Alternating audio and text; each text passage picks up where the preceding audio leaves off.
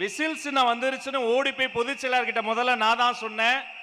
எழுந்து இருவரும் வெளியே வருவதற்குள் அடுத்த படம் வந்தது. இன்னும் தொட்டுவிடும் தூரத்தில் வெற்றி வருகிறது. அதை வாங்கி தர போகிற வெற்றி தலைவர் வருகிறார். வருங்காலம் வருகிறது. தமிழ்நாடு வருகிறது. நாளைய தீர்ப்பு வருகிறது. இதோ வெற்றி தலைவரின் தலைமை உரை.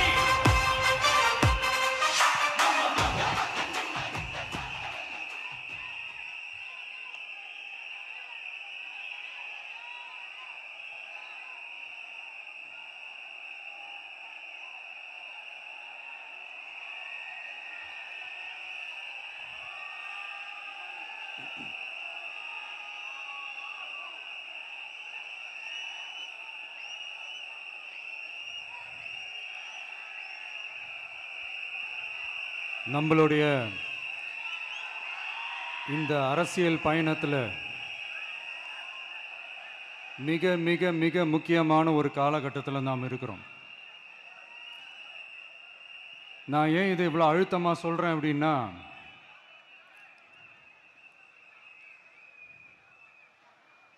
ஏதோ அழுத்தம் இருக்குமோன்னு நினைக்கிறீங்களோ? அழுத்தமா நமக்கா?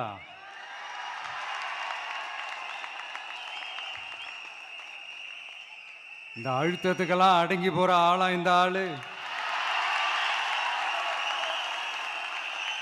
இந்த மூஞ்சா பார்த்தா அப்படியா தெரியுது உங்களுக்கு?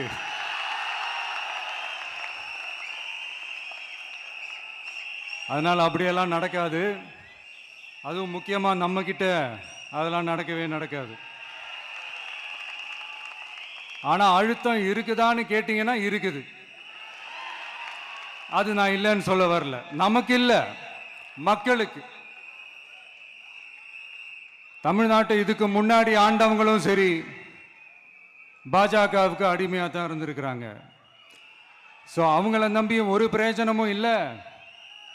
இப்போ ஆண்டுகிட்டு இருக்கிற இந்த திமுக அரசாச்சும் நமக்கு ஏதாவது செய்வாங்கன்னு பார்த்தா இவங்களும் அவங்கள மாதிரியே தான். இன்னும் சொல்ல போனால் ஒரு படி மேலே, இன்னும் மோசம். அவங்களாச்சும் நேரடியாக சரண்டர் ஆகி இருப்பாங்க, இவங்க மறைமுகமாக சரண்டர் ஆகி இருக்கிறாங்க. அவ்வளோதான் வித்தியாசம்.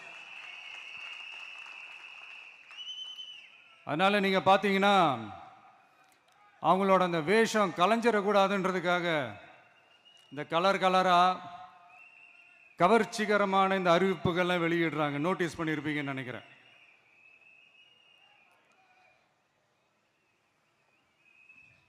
அதனால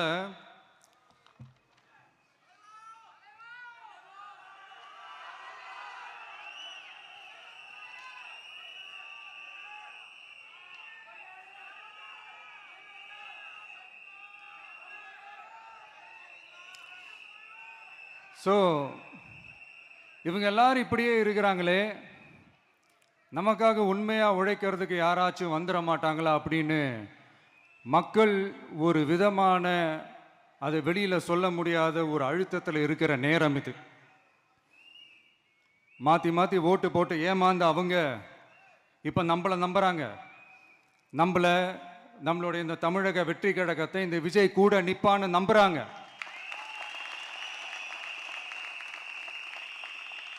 நம்மளை நம்புறவங்களுக்காக நாம நம்பிக்கையோடு இருக்கணும்ல. அப்படின்னா இது முக்கியமான, மிக மிக மிக முக்கியமான ஒரு காலகட்டம் தானே. அதனாலதான் அவ்வளோ அழுத்தமாக நான் சொன்னேன். இந்த தேர்தல், இந்த கூட்டணி, இதெல்லாம் பற்றி நிறைய இந்த ஹேஷியங்கள் ஜோஷியங்கள் எல்லாம் நடந்துகிட்டு இருக்கு இல்லையா? என்னப்பா இந்த விஜய் இப்போதான் வந்திருக்கிறாரு, இவர் கூடலாம் யார் வரப்போகிறா, அவங்க வரமாட்டாங்க, இவங்க வரமாட்டாங்க, அப்படி இப்படின்ட்டு நம்மளை பற்றி ஒரு அண்டர் எஸ்டிமேட் பண்ணிகிட்டு இருக்காங்களே. அதுனா நமக்கு புதுசாக என்ன? 30 வருஷமாக நம்மளை அண்டர் எஸ்டிமேட் பண்ணிட்டு தான் இருக்கிறாங்க. ஆனால் மக்கள் கரெக்டாக நம்மளை எஸ்டிமேட் பண்ணி ரொம்ப அழகாக, ரொம்ப அக்கறையாக, ரொம்ப தெளிவாக, ரொம்ப தீர்க்கமாக நமக்குன்னு ஒரு இடத்த கொடுத்துருக்குறாங்கல்ல. எப்படி? என் கேரியரின் உச்சமான ஒரு இடத்த கொடுத்துருக்குறாங்கல்ல. அதை இந்த நாடே பார்த்துக்கிட்டு இருக்குல்ல. ஏன் அப்படி எனக்கு அந்த இடத்த கொடுக்கணும்? ஏன்னா இந்த விஜய் நம்ம பிள்ளையாச்சே, நம்ம அண்ணனாச்சே, நம்ம தம்பியாச்சேன்னு சொல்லி அவங்க மனசுல அப்படி தோணுது. அதனாலதான் நமக்கு அப்படி ஒரு இடத்த கொடுத்து உள்ளன்போடு அள்ளி நம்மளை அரவணைச்சிக்கிட்டு இருக்கிறாங்க. அப்படி நம்மளை நம்புறவங்களுக்காக நாம உழைக்கிறதே அது ஒரு பழக்கமாகி இப்ப அதுவே என்னுடைய ஒரு ஒரிஜினல் கேரக்டராகவே மாறிடுச்சு. இத்தனை வருஷமா இருக்கிற அந்த உழைக்கிற குணம் அது எப்படி மாறும்? அதெல்லாம் மாறவே மாறாது. அரசியலுக்கு வந்ததுக்கு அப்புறமும் சரி, ஆட்சி அதிகாரத்துக்கு வந்ததுக்கு அப்புறமும் சரி, ஒன்னே ஒன்று சொல்ற, எழுதி வச்சுக்கோங்க. இதுக்கு முன்னாடி இருந்தவங்க மாதிரியோ இல்லை இப்போ இருக்கிறவங்க மாதிரியோ ஊழல் செய்யவே மாட்டான்.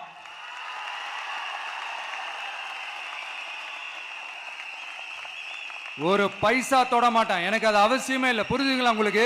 எனக்கு அதை தொட வேண்டிய அவசியமே இல்லை.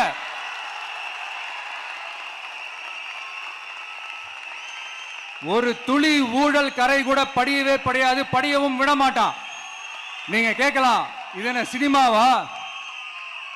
இது என்ன முதல்வன் படமா? ஒரே நாள்ல வந்து இவர் எல்லாத்தையும் கிளீன் பண்ணிடுவாரான்னு நீங்க கேட்கலாம். ஓகே, பிராக்டிகலா அது பாசிபிள் இல்லதான். But it is a process, right? It is a process.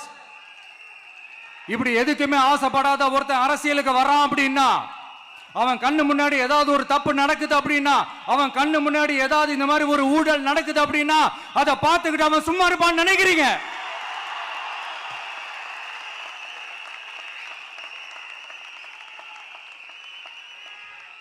அதனால இந்த தீய சக்தியா இருக்கட்டும், இந்த ஊழல் சக்தியா இருக்கட்டும், ரெண்டு பேரும் தமிழ்நாட்டை ஆண்டவை கூடாது. அப்படிப்பட்ட இந்த கட்சிகளை உண்மையா தில்லா எதிர்க்கிற அந்த கட்ஸும் கெத்தும் நம்ம கிட்ட மட்டும்தான் இருக்கு.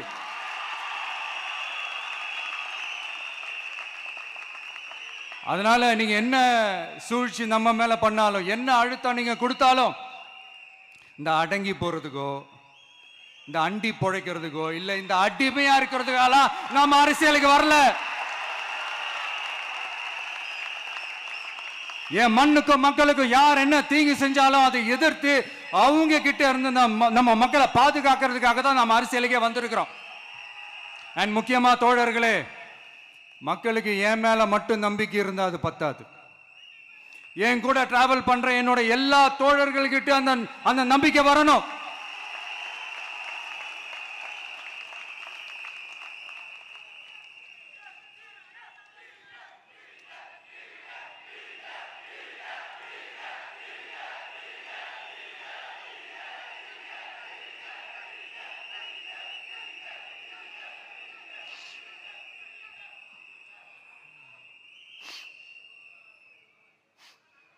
அந்த நம்பிக்கை இல்லைன்னு நான் சொல்ல வரல, இருக்குது.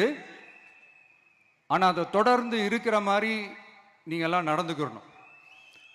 தப்பு பண்ண யாரா இருந்தாலும் தப்பிக்கவே முடியாதுன்ற அந்த ஒரு பயம் இருக்கணும். எல்லாரும் உங்களை தான் கேட்கிறேன், எல்லாரும் உண்மையா உழைப்பீங்கல்ல?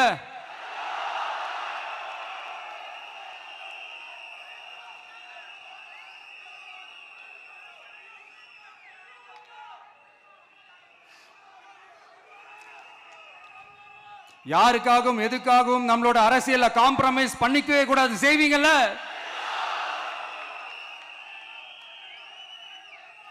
அண்ட் தயவு செஞ்சு எல்லாரும் கொஞ்சம் ஒற்றுமையா இருந்து சேர்ந்து உழைச்சி ஜெயிப்பீங்கல்ல?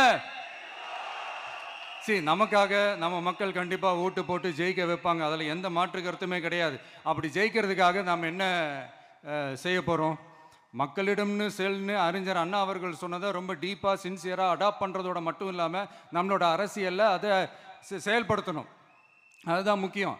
ஏன்னா இப்போ அரசியலில் இருக்கிறவங்க அண்ணாவை மறந்துட்டாங்க. அண்ணா ஆரம்பித்த கட்சியும் அண்ணாவை மறந்து சுயநலமாக மாதிரி பல வருஷம் ஆச்சு. அண்ணா பேரில் இருக்கிற கட்சியும் அவரை மறந்து பல வருஷம் ஆச்சு. ஆனால் நாம அவரை மறந்துடக்கூடாது. மக்கள்கிட்ட போகணும், மக்களோட மக்களாகவே இருக்கணும், மக்களுக்காகவே இருக்கணும். அதுக்காக நாம் என்ன செய்ய போகிறோம், என்னெல்லாம் செய்ய போகிறோம், அதுக்காக தான் இந்த மீட்டிங். ஆரம்பிக்கலாமா? இந்த ரெண்டு கட்சிகள், ஆண்டு கட்சியா இருக்கட்டும், இப்போ ஆள்ற கட்சியா இருக்கட்டும், அவங்கள பொறுத்த வரைக்கும் பூத்துனா என்ன தெரியும்ல? அவங்கள பொறுத்த வரைக்கும் பூத்துனா கள்ள ஓட்டு போடுற இடம். ஆனா நமக்கு, நம்ம டிவிகேவுக்கு அது ஒரு ஜனநாயக கூடம். அங்க ஜனநாயகம் திருடுறாம நம்ம பார்த்துக்கணும். ஒவ்வொரு ஓட்டையும் நம்ம பாதுகாக்கணும். எப்படி பாதுகாக்கிறது? ஒவ்வொரு வீட்டில் இருக்கிற ஒவ்வொரு ஓட்டும் நமக்கு தானே ஃபர்ஸ்ட் கன்ஃபார்ம் பண்ணுங்க. எனக்கு தெரிஞ்சு தமிழ்நாட்டில் ஒரு 2-2.25 கோடி ரேஷன் கார்டுகள் இருக்கும்னு நினைக்கிறேன். அவங்க எல்லாரும் வேற வேற எந்தெந்த கட்சியில் இருந்தாலும் கட்சி வேறுபாடு எல்லாத்தையும் தாண்டி இந்த விஜய் அவங்க வீட்டில் ஒருத்தனா வாழ்ந்துட்டு இருக்கிறான். அவங்க என்ன அவங்க குடும்பத்தில் ஒருத்தனா பார்த்துக்கிட்டு இருக்கிறாங்க. அதனால இந்த கட்சி கிச்சி எல்லாத்தையும் தாண்டி இந்த விஜய் கூட கூட நிக்கணும்னு முடிவு பண்ணிட்டாங்க. அதனால அப்படி முடிவு பண்ண அவங்கள பாதுகாப்பா பூத்துக்கு கூட்டிட்டு வாங்க. நம்மளோட இந்த விசில் சின்னத்துக்கு ஓட்டு போட வைங்க.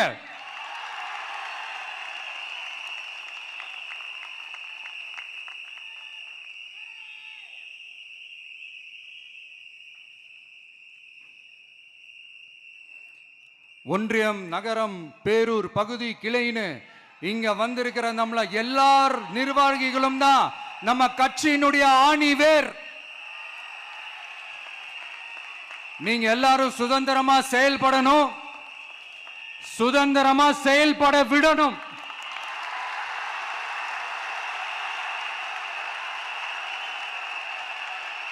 நீங்க ஒவ்வொருத்தரும் எனக்கு முக்கியம்.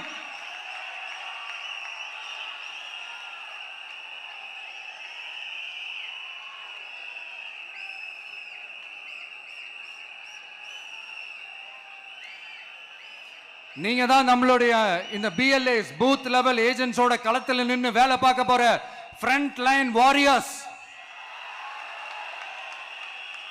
இப்ப நடக்க போறது வெறும் எலெக்ஷன் கிடையாது, இது ஒரு ஜனநாயக போர்.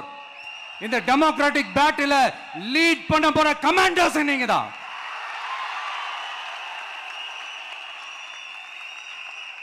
நான் ஏன் இது எவ்வளவு ஸ்ட்ரெஸ் பண்ணி சொல்றேன் அப்படின்னா, இந்த தீய சக்தி எப்படி இந்த தீய சக்தியோட தில்லு முள்ளுலாம் உங்களுக்கே நல்லா தெரியும். முழிச்சிட்டு இருக்கும் போதே முழியை தோண்டி எடுத்துட்டு போற கூட்டம். அதனால கொஞ்சம் ஜாக்கிரதையா இருக்கணும். நம்ம எலெக்ஷனுக்கு இன்னும் 3 மாசம் தான் இருக்குது, அவ்வளவு கூட இல்லைன்னு நினைக்கிறேன். இந்த 3 மாசத்துல நீங்க செய்ய போற அந்த களப்பணியில தான் நம்மளுடைய வெற்றியே இருக்குது. உங்களுக்கு இந்த விஜய் பிடிக்கும்ன்றது உண்மைனா, சத்தியம்னா உங்களோட உழைப்புல அதை காட்டுங்க. அப்புறம் நாங்க அறிவிக்க போற வேட்பாளர்களுக்கு நீங்க உங்களுடைய முழு ஒத்துழைப்பை நீங்க கொடுக்கணும். கொடுப்பீங்க தானே?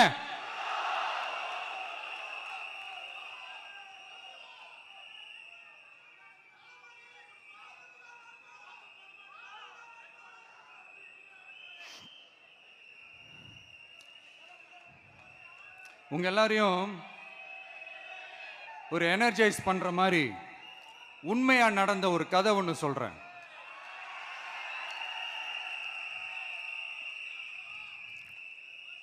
சொந்த நாட்டையே ஒரு கூட்டம் அபகரிக்குது. சொந்த நாட்டிலேயே இருக்க முடியாத அளவுக்கு ஒரு நெருக்கடி ஏற்படுது. ஸோ வேற வழி இல்லாமல் அந்த நாட்டை விட்டே வெளியே போய் வேற ஒரு இடத்துக்கு போய் காடு மலை அப்படி இப்படின்னு சுற்றி மறைஞ்சு வாழ வேண்டிய ஒரு சூழ்நிலை ஏற்படுது.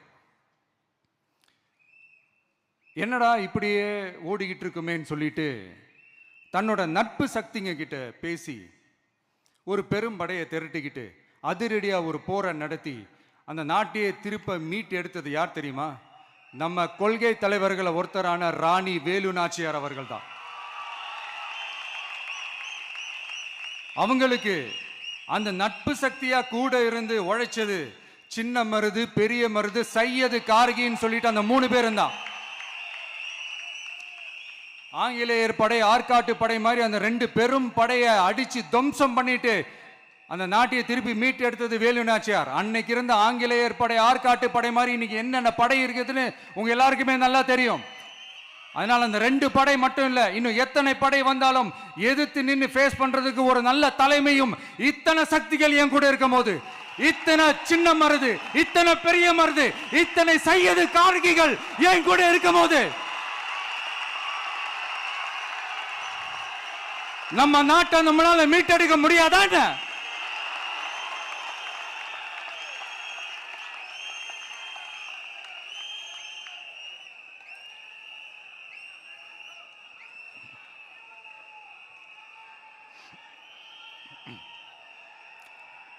அதுவும் இந்த படை நம்மளுடைய இந்த டிவிகே படை நட்பு சக்தி இருந்தாலும் இல்லைனாலும் தனியாவும் நின்னு கெத்தா ஜெயிக்கிற அளவுக்கு ஒரு மிகப்பெரிய படை. அதுலயும் ரொம்ப முக்கியமா இன்னைக்கு இந்த கூட்டத்துக்கு வரலனாலும் நான் அந்த போர்ல நடந்த அந்த கதை மாதிரி கட்ஸான குயில்கள் நிறைந்த பெண்கள் படையும் நம்மளோட இருக்கிறாங்க. அந்த பெண்கள் படையை பார்த்துதான் அரசியல் அரங்கமே அதிர்ந்து போயிருக்குது. அதனால எல்லாரும் ஒரு நிமிஷம் எனக்காக எந்திரிச்சு நில்லுங்களேன் ப்ளீஸ். நான் சொல்றதை கொஞ்சம் ரிப்பீட் பண்ணுங்க. இந்த 2026 சட்டமன்ற தேர்தல்ல நாம எல்லாரும் உண்மையாக உழைப்போம், சத்தியமாக உழைப்போம், உறுதியாக உழைப்போம், ஒற்றுமையாக உழைப்போம். Thank you. Please sit down.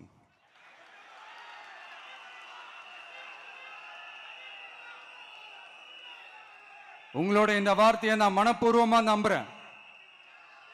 நான் ஏற்கனவே சொன்ன மாதிரி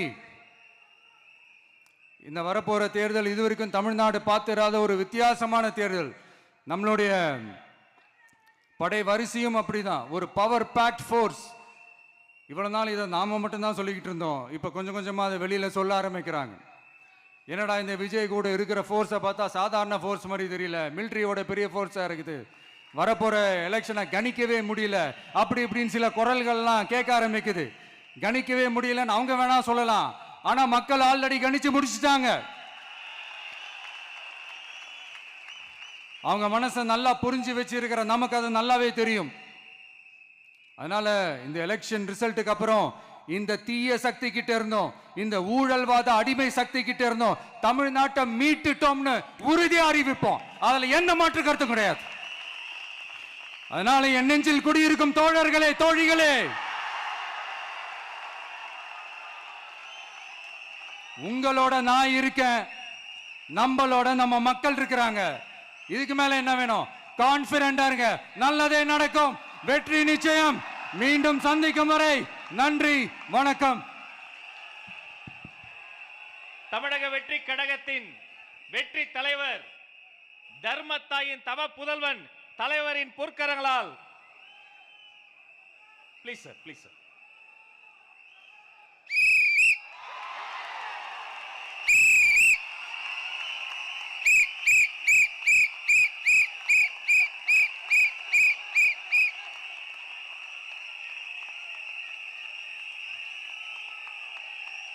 நம்ம சின்னம் உங்கள் சின்னம், நம்மளுடைய வெற்றி சின்னம் விசில்.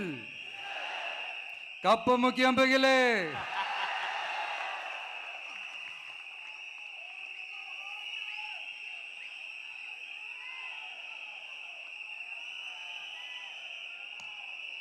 நம்முடைய வெற்றி சின்னத்தை வரலாறு படைக்க போகிற தமிழக வெற்றி கழகத்தின் சின்னத்தை வெற்றி தலைவர் அவர்கள் இப்போது உங்கள் முன்னால் இதோ அறிமுகம் செய்கிறார்.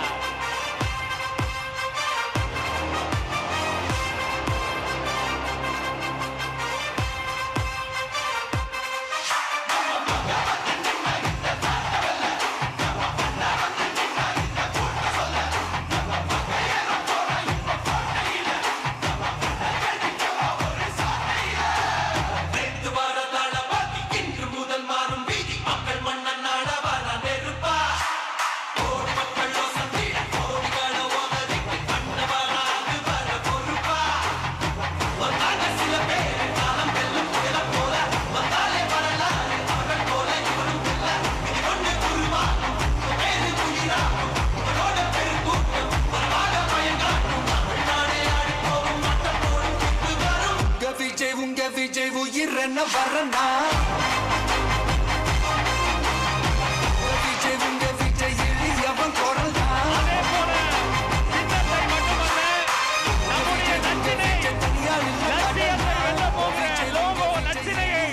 வெற்றி தலைவர் இதோ அறிமுகம் சிற்பம் செய்கிறார். வீட்டுக்கு வீடு, வீதிக்கு வீதி, ஊர் முழுக்க உலகம் முழுக்க புதிய சரித்திரம் படைக்க போகிற தமிழக வெற்றி கழகத்தினுடைய தேர்தல் பரப்புரை லட்சினை வெற்றி சின்னம் விசையோடு இதோ.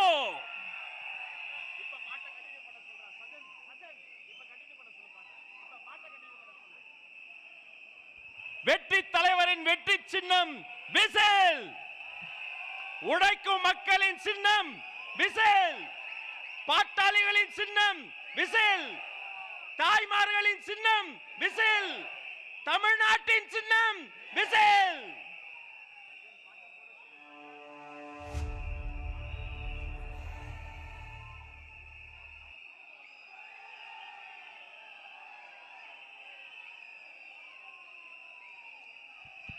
இந்த லோகோ லட்சணையை ஆதாரமாக கொண்டு வீட்டுக்கு வீடு நம்முடைய கேம்பெயின் பரப்புரை துவங்குகிறது என்பதை நெஞ்சார்ந்த மகிழ்ச்சியோடு உங்களோடு பகிர்ந்து கொள்கிறோம். இனி வீட்டுக்கு வீடு விசில்.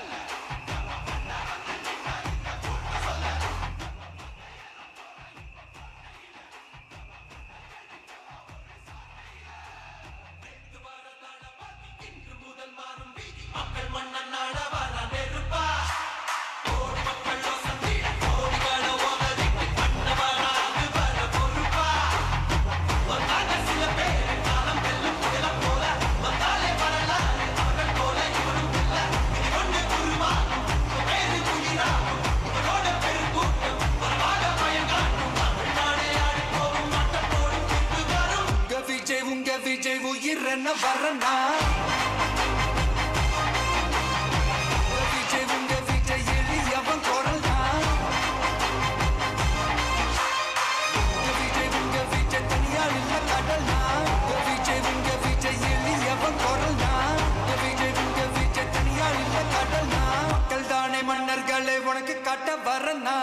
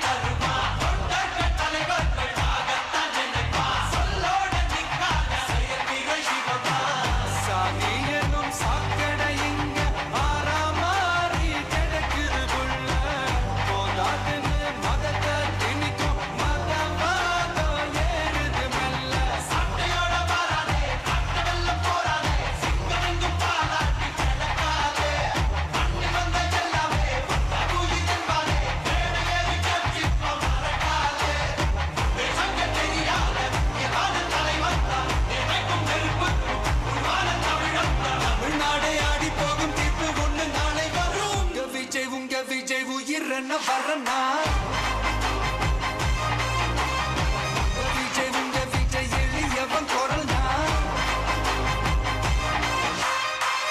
விஜய் உங்க விஜய் தனியார் இல்ல கடல்னா விஜய் உங்க விஜய் எளியவன் குரல்னா விஜய் உங்க விஜய் தனியார் இல்ல கடல்னா மக்கள் தானே மன்னர்களே உனக்கு காட்ட வரனா